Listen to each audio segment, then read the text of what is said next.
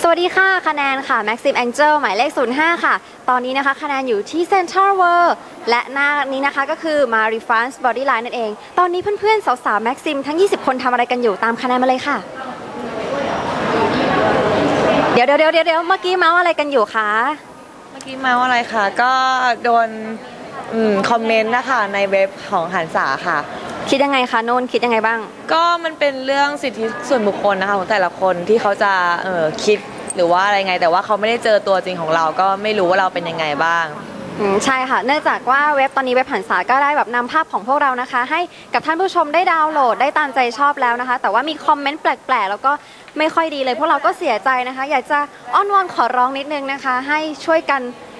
อย่านำคำไม่สุภาพลงไปเลยนะขอร้องจริงๆค่ะเอาเป็นกำลังใจให้เรา23 Maxim ดีกว่านะคะคนอื่นกันบ้างพี่เกียวสวัสดีค่ะสวัสดีค่ะเป็นไงคะหลังจากที่ได้ประกวดไปแล้วมีอะไรประทับใจบ้างก็ประทับใจหลายๆอย่างประทับใจทีมงานด้วยแล้วก็ประทับใจเพื่อนๆด้วยค่ะค่ะแล้ววันนี้มาริฟานบอดี้ไลน์จะให้คอร์สอะไรเราเอ่ยให้คอร์ส15,000ทำอะไรบ้างคะทำทุกอย่างเลยทำให้สวยได้เลยค่ะเรียกได้ว่าสวยแล้วต้องหุ่นดีด้วยนะคะเดี๋ยวเราไปดูกันค่ะว่าข้างหลังเขามีอะไรกันเอาเมาส์โอ้เอาว่าไงคะแพทอะไรล่ะคะงอนอยู่ค่ะกำลังงอนเรื่องในเว็บค่ะเรื่องเสียใจพอดีว่าเสียใจเวลาที่มาโดนคอมเมนต์แรงๆอะค่ะเพราะว่าบางทีเราก็ต้องมองนะว่ามุมมองนะคะคนเราต้องมองให้หลายๆมุมมองเนาะไม่ใช่ว่ามองแบบพอเห็นเขาเซ็กซี่นิดนึงก็กลายเป็นแบบไม่ดีออกแนวอะไรอย่างเงี้ยมันไม่ดีนะคะก็ช่วยดูกันนิดนึงนะคะยังไงเป็นกำลังใจพวกเราดีกว่าเนาะ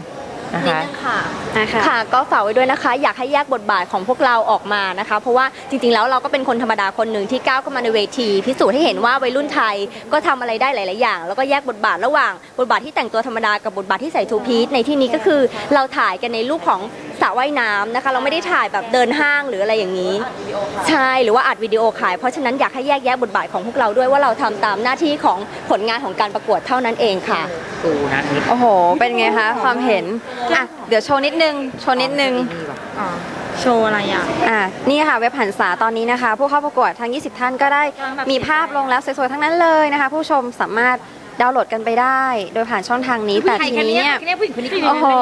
Maxim Angel หมายเลข 5นะคะขึ้นมามากมาเซ็นเสื้อหมายเลข6ขอคะแนนหน่อยขอคะแนนหน่อยงั้นก็ช่วยกำลังใจให้ต้นฝ้าย Maxim Angel เบอร์ 6ด้วยนะคะ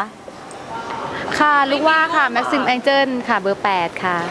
เบอร์ 5ค่ะคะแนนค่ะเบอร์ 7ค่ะสวรรค์ชั้น 7ค่ะอย่าลืมค่ะริมนู้นเบอร์ 14ค่ะกิฟต์ค่ะก็ตอนนี้นะคะเป็นเพียงบางส่วนเท่านั้นนะคะถ้าอยากรู้ว่าสาวๆคนไหนนะคะจะถูกใจคุณที่สุดต้องติดตามให้ได้นะคะในการประกวด Maxim Thailand ปี 2008 ค่ะ